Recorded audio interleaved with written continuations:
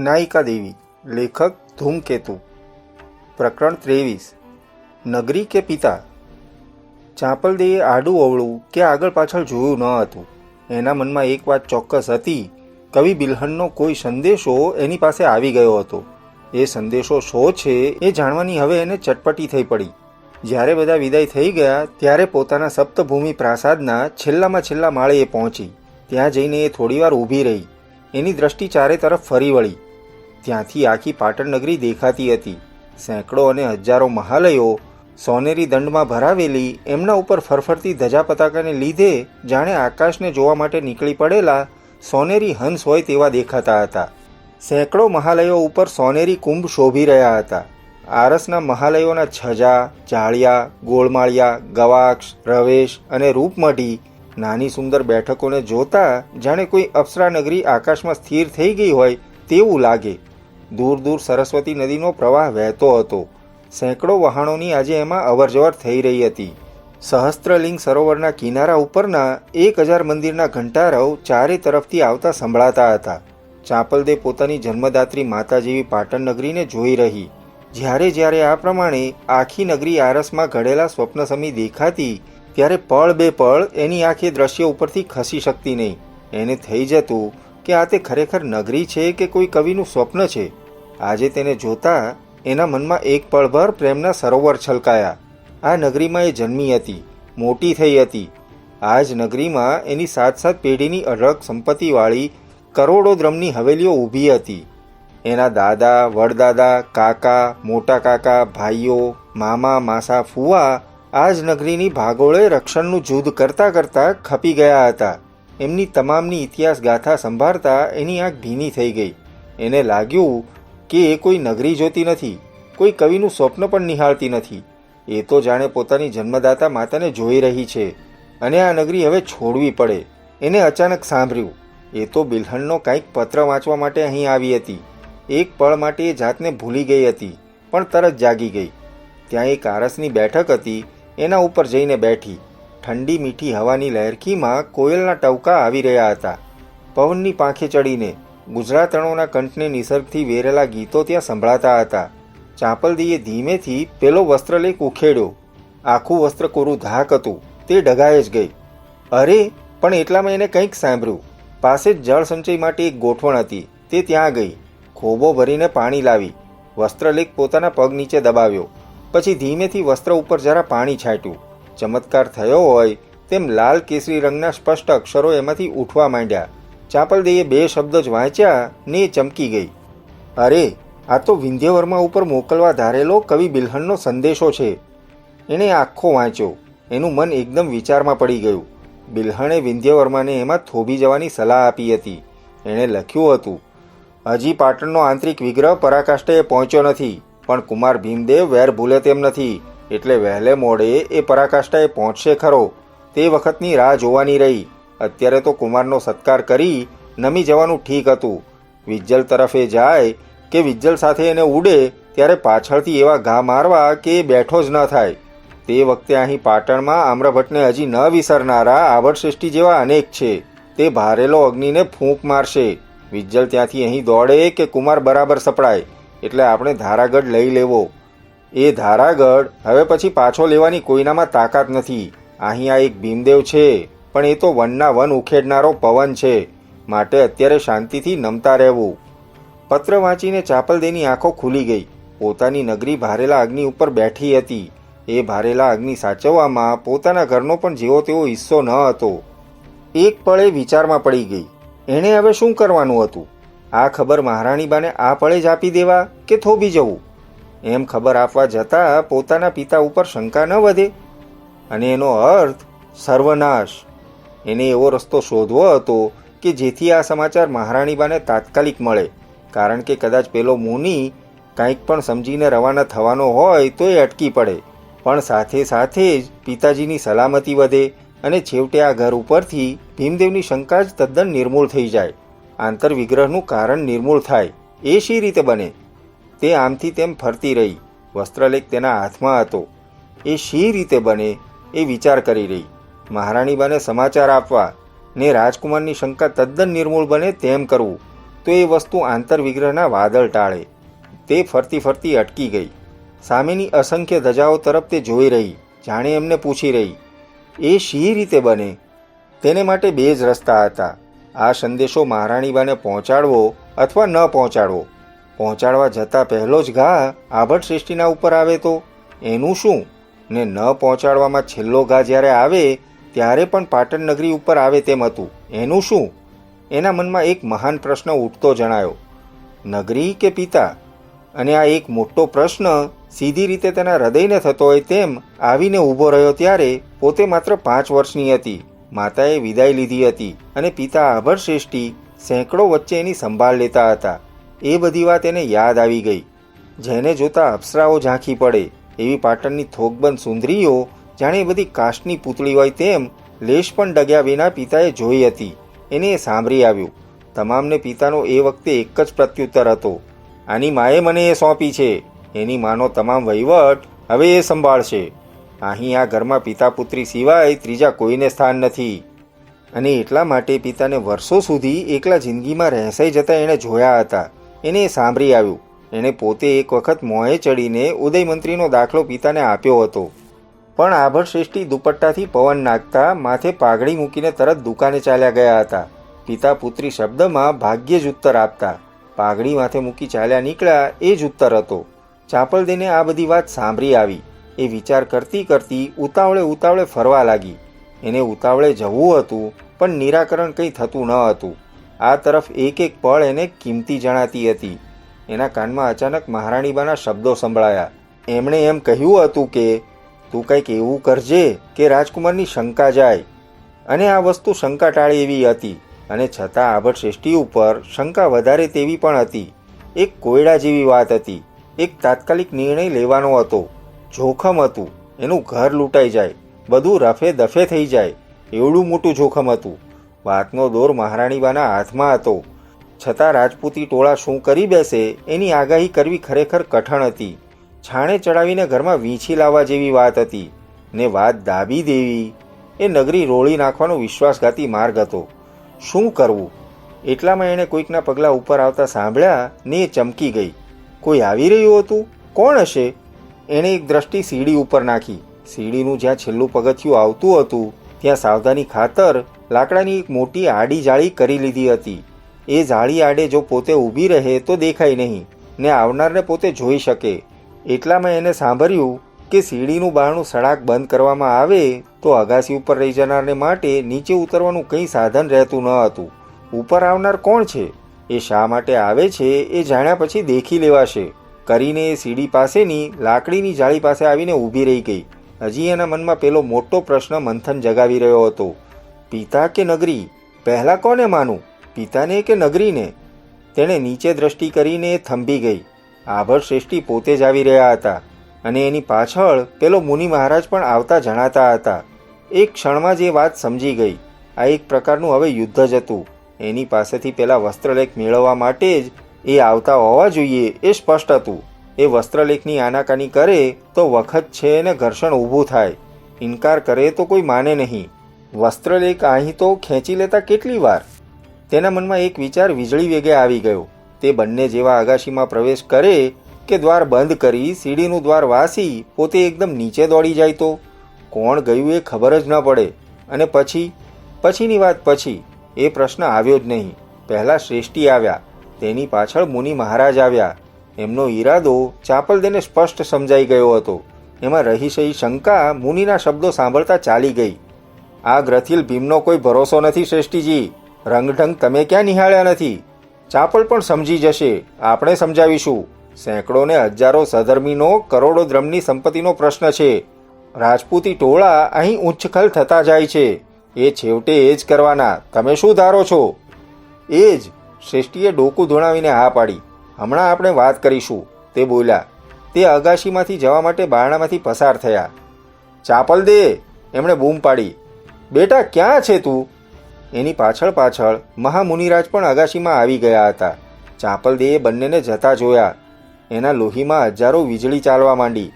હમણાં આ જ પળે અથવા પછી ક્યારેય નહીં. નગરી, નગરી! એનું લોહી ત્વરાથી વહેવા માંડ્યું. એનું મન શરીર પાસે નિર્ણય માગતું ખડું થઈ ગયું. તે એકદમ જ આગળ વધી. અગાશીમાં ગયેલા બંને અગાશીમાં 10-15 ડગલા આગળ ગયા હતા. તેણે ત્વરા કરી. એકદમ મોટા અવાજ સાથે બારણાને ભોગળ વાસી દીધી. પવનના કામ છે એમ ધારીને શ્રેષ્ઠીએ પાછળ જોયું. તેને નવાઈ લાગી. કોઈકે બારણું બંધ કર્યું હતું. એટલામાં તો સીડીનું દ્વાર બંધ થતું જણાયું. શ્રેષ્ઠી આભો બની ગયો. તેના મનમાં એકદમ આવી ગયું, અરે આ કોણ? કાંઈ દગો છે કે શું? તેણે ઉપરથી જ મોટો ઘાંટો પાડ્યો. શોભનદેવ, એલા જોતો, સીડીએ કોણ ઉતરી રહ્યું છે? પણ એમના શબ્દના ખાલી ખોટા પડઘા પાછા ફરતા લાગ્યા. ચાંપલદે ઝપાટાબંધ સીડી ઉતરી રહી હતી. પ્રકરણ 24. રસ્તો કાઢ્યો. ચાંપલદે સપાટાબંધ નીચે આવી. ત્યાં ચોકમાં શોભન ઊભો હતો. એને કોઈ વાતની ખબર પડી હોય તેમ જણાયું નહીં. ચાંપલદેને ઉતાવળે નીચે આવતી જોઈ તે નવાઈ પામ્યો. તે 2 હાથ જોડીને આગળ આવ્યો. શોભન, મારી પાલખી મંગાવ, દોડતો જા. બેન? શોભન કંઈ કહેવા જતો હતો, પણ ચાંપલદેએ તેને ઉતાવળે જવાની નિશાની કરી. અને દ્વારપાલોને અહીં મોકલજે, ચાંપલદેએ કહ્યું. થોડી વારમાં દ્વારપાલો દેખાયા. પાલખી પણ આવી ગઈ. ચાંપલદે ઉતાવળે પાલખી તરફ જવા માટે આગળ વધી. તેણે જતાં જતાં કહ્યું, જો શોભન, સાંભળ, કોઈને ઉપર જવા દેવાનો નથી. કોઈને ઉપરથી નીચે આવવા દેવાનું નથી. એક ખંભાતી લગાવી દે. તું ત્યાં પોતે જ ચોકી કર. સૌ આશ્ચર્યથી સાંભળી રહ્યા. કોઈને કંઈ સમજણ પડી નહીં. પિતા પુત્રીની વચ્ચે ઘર્ષણ થાય એ સંભવિત ન હતું. બીજું કોઈ તો આવ્યું ન હતું. હા, પેલો એક જૈન સાધુ જેવો કોઈક હતો ખરો, પણ એ સાધુ હતો કે નહીં એ પણ નક્કી ન હતું. એ સંબંધે જ આ હોઈ શકે. દરેકને પોતપોતાનું અનુમાન કરતા મૂકીને ચાંપલદે પાલખી પાસે પહોંચી. ઝપાટાબંધ પાલખીને લેવાની આજ્ઞા સંભળાણી અને થોડી વારમાં તે અદૃશ્ય થઈ ગઈ. કોઈકનો અવાજ આવતો જણાયો, પણ જાણે કે એ હવે સાંભળવાનો ન હોય તેમ દ્વારપાલો પોતપોતાના સ્થાન પર પ્રતિમાની જેમ ઊભા રહી ગયા હતા. શોભન ત્યાં સીડીની રક્ષા કરતો ચોકી ભરતો હતો. આ ઘરમાં ચાંપલદેની આજ્ઞા એટલે આજ્ઞા. એ વસ્તુને વગર પ્રશ્ને સ્વીકારવાની આવી સ્થાપિત પ્રણાલિકા પડી ગઈ હતી. એટલે આભટ શ્રેષ્ઠી ઉપર હશે એ જાણવા છતાં જાણે જાણતા ન હોય તેમ સૌ પોતપોતાના સ્થાન સંભાળવામાં પડી ગયા હતા. ચાંપલદેને પાલખીમાં બેઠી ત્યાં સુધી ક્યાં જવું છે એનો વિચાર પણ ખરી રીતે આવ્યો ન હતો. પાલખીમાં બેઠી ને પાલખી રાજમાર્ગે ચાલવા માંડી ત્યારે હવે એને વિચાર આવવા માંડ્યા. આ ઘટનામાંથી હંમેશને માટે પાટણના આંતરિક વિગ્રહનો ભય દૂર થઈ શકે તો જ એ ઘટનાનો ઉપયોગ કર્યો કહેવાય. તે વિચારમાં પડી. હવે એને મળવું કોને? મહારાણીબાને, વિશ્વંભરને, અર્ણોરાજને કે કુમાર ભીમદેવને પોતાને? મહારાણીબાને પોતે મળે ને પછી મહારાણીબા કુમાર ભીમદેવને બોલાવે તો પણ રાજકુમારના દિલમાં શંકા રહી જવાની. એને થવાનું કે આ કોઈ ગોઠવણ છે. મહારાણીબાને એકલાને આ વાતની ખબર પડે તો કોઈ અર્થ જ ન હતો. રાજપૂતી ટોળા ભીમદેવને વશવર્તી હતા. અર્ણોરાજ ભીમદેવ ઉપર વર્ચસ્વ ધરાવતો થયો હતો એ ખરું, પણ એને એટલું બધું મહત્વ આપવું ચાંપલદેને ઠીક ન લાગ્યું. વિશ્વંભર આ વાતનો જાણકાર થાય એ ઠીક હતું. કુમારની ગેરહાજરીમાં એ જ સર્વોપરી હતો. દેશ વિદેશની ઝીણામાં ઝીણી વિગત એની પાસે આવતી, છતાં એના દરજ્જા માટે આ વધારે મહત્વનું થઈ જાય. રાજકુમાર ભીમદેવને પોતાને જ મળવા જવું, એને ખાતરી કરાવી દેવી કે આભટ શ્રેષ્ઠીનું ઘર એ તો પાટણનું નાક છે. ચાંપલદેએ તત્કાલ નિર્ણય કરી લીધો. એટલામાં પાલખી મહારાણીબાના મહાલય તરફને રસ્તે વળી. રાજકુમાર ભીમદેવના મહાલય તરફ વાળો, આ રસ્તે નહીં. પાલખી વાળાઓ આશ્ચર્ય પામતા એ તરફ વળ્યા. ચાંપલદે રાજમહાલયમાં પહોંચી ખંડ ઉપર ખંડ વટાવતા તે ઉપર ગઈ. પ્રતિયાર એને જોઈને નવાઈ પામ્યો લાગ્યો. ચાંપલદેએ એને અંદર મોકલ્યો. થોડી વારમાં જ આજ્ઞા લઈને પાછો ફર્યો. અંદરના વિશાળ ખંડમાં ચાંપલદે એકલી ગઈ. રાજકુમાર ભીમદેવ ત્યાં બેઠો હતો. તે પણ આશ્ચર્યથી ચાંપલદે સામે જોઈ રહ્યો. ચાંપલદે આગળ આવી. તેણે 2 હાથ જોડીને મહારાજ કુમારને મસ્તક નમાવ્યું. મહારાજ, હું આપને તેડવા આવી છું. આપ ખાતરી કરો. ભીમદેવ કાંઈ સમજો નહીં. તે તેની સામે જોઈ રહ્યો. ચાંપલદેએ જવાબ આપતા પહેલાં એક દ્રષ્ટિ ખંડમાં નાખી. છેક ખૂણે એક દીપિકાને આધારે એક સશસ્ત્ર સ્ત્રી સૈનિક ત્યાં પ્રતિમાની જેમ તદ્દન સ્થિર શાંત ઊભેલી હતી. એની હાજરીની ખબર પણ ન પડે એવી રીતે એ ઊભી હતી. ભીમદેવે ચાંપલદેને પાસે આવવાની નિશાની કરી. ચાંપલદે પાસે સરી. રાજકુમારે એને આસન બતાવ્યું. ચાંપલદે ત્યાં બેઠી. શાની વાત છે? ભીમદેવે સવાલ કર્યો. મહારાજ, આ વાત છે. આ જુઓ. ચાંપલદેએ બીજું કાંઈ પણ કહ્યા વિના પોતાની પાસેનો વસ્ત્રલેખ ભીમદેવની સામે ધર્યો. ભીમદેવે વાંચવા માંડ્યો. જેમ જેમ એ વાંચતો ગયો તેમ તેમ એની મુખમુદ્રા ફરતી ગઈ. એ વાંચી રહ્યો ને ચાપલદે તરફ ફર્યો. આ વસ્ત્રલેખ તમારી પાસે ક્યાંથી? આમાં તો શ્રેષ્ઠીજી પોતે સંડોવાય છે. ચાપલદેએ કહ્યું, મહારાજ, આજે અમારે ત્યાં કવિસભા હતી. બિલ્હણ રાજકવિ ત્યાં આવ્યા હતા. એ જ વખતે પ્રતિયાર બારણામાં દેખાયો. એની આંખ ભીમદેવને શોધી રહી હતી. તે પહેલાં મહારાણીબા પોતે દેખાયા. અરે માં, આવો આવો, મારે તમને કંઈક કહેવાનું છે. ભીમદેવે નાયિકા દેવીને જોતા જ ઉતાવળે કહ્યું. ચાપલદેને નવાઈ લાગી. મહારાણીબાએ તેને આવતી જોઈ હશે અને પોતે આવ્યા હશે કે અકસ્માતે જ આવી ચડ્યા હશે. તેને કાંઈ સમજાયું નહીં. ચાપલદેને એણે અત્યારે અહીં જોઈને એ પણ નવાઈ પામી ગઈ. તે ભીમદેવ પાસે આવી. શું છે ભીમદેવ? એણે ભીમદેવને પૂછ્યું. ચાપલદેને આનંદ થયો. વાત જે રીતે રજૂ કરવાની હતી તે રીતે થઈ રહી હતી અને હવે મહારાણીબા આવી પહોંચ્યા એ એને અનુકૂળ હતું. જુઓ, આ તમારા શ્રેષ્ઠીજી. ભીમદેવે પેલો વસ્ત્રલેખ નાયિકા દેવી સામે ધર્યો. નાયિકા દેવીએ ચાપલદે સામે જોયું. તેના ચહેરા ઉપર શાંતિ હતી. રાણીને ધરપત આપી. કોઈ અત્યંત ઉતાવળી આખરી વાત એ લાવી ન હતી. તેણે વસ્ત્રલેખ હાથમાં લીધો. વસ્ત્રલેખ વાંચી લીધો ને એ પણ નવાઈ પામી હોય તેમ ભીમદેવ સામે જોઈ રહી હતી. ત્યારે વાત આમ છે બેટા, ત્યાં જોયું? ધીરજની વાત ન સમજીએ તો રાજદ્વારી રમતમાં આપણે ક્યાંય ના ક્યાંય ઉડી જઈએ. પણ હું તો તમને ક્યારનો કહી રહ્યો હતો, એ ખબર છે માં? શ્રેષ્ઠીજીનું ઘર આપણું નિકંદન કાઢશે. મેં કહ્યું હતું ના? ચાપલદે ચમકી ગઈ. નાયિકા દેવીએ એ જોયું. પણ અત્યારે આ વસ્ત્રલેખ અહીં લાવ્યું કોણ? મહારાણીબાએ ઉતાવળે પૂછ્યું. ભીમદેવે ચાપલદે સામે દ્રષ્ટિ કરી. આ ચાપલદે જે લાવેલ છે માં, હું પણ નવાઈ પામું છું. ચાપલદે આ લાવી? તો ભીમદેવ, તારે સમજવાનું છે. શું એ શ્રેષ્ઠીજીની પુત્રી નથી? એ પુત્રી થઈને પોતાના પિતાની સામે આ વાત લાવી છે તેનું શું? ભીમદેવ, તું સમજ બેટા કે દેવ પોતે તારી સહાયમાં છે. આવી નારી તને આખા ગુજરાતમાં ક્યાંય નહીં મળે. એણે શું કર્યું છે એ તો વિચારી જો. પાટણના હિતની ખાતર એણે પિતાના પ્રેમને ક્યાંનો ક્યાંય મૂકી દીધો છે. શ્રેષ્ઠીજીનું ઘર એ તો આપણો એક કિલ્લો છે ભીમદેવ. એ આપણું નિકંદન શી રીતે કાઢશે? ત્યાં તો આવા નારી રત્નો બેઠા છે ભીમદેવ. પણ ચાપલદે, આ વસ્ત્રલેખ તારી પાસે ક્યાંથી આવ્યો? એ જ વાત થતી હતી માં, ત્યાં તમે આવ્યા. કવિ બિલ્હણની વાત હતી. શી વાત હતી ચાપલદે? આ વસ્ત્રલેખ તે ક્યાંથી કાઢ્યો? ચાપલદેએ વાત માંડી. શી રીતે કવિ સભા થઈ, શી વાત ચાલી, વસ્ત્રલેખ કેમ હાથમાં આવ્યો, બધી વાત કહી. રાણી અને કુમાર આશ્ચર્યથી સાંભળી રહ્યા. જેમ જેમ વાત આગળ વધી તેમ તેમ ચાપલદેની રાજભક્તિનો રંગ વધુ ને વધુ ઉજ્જવળ થતો દેખાયો. અગાશીની વાત આવી. વસ્ત્રલેખ લેવા આવ્યાની એને શંકા પડી એ કહ્યું.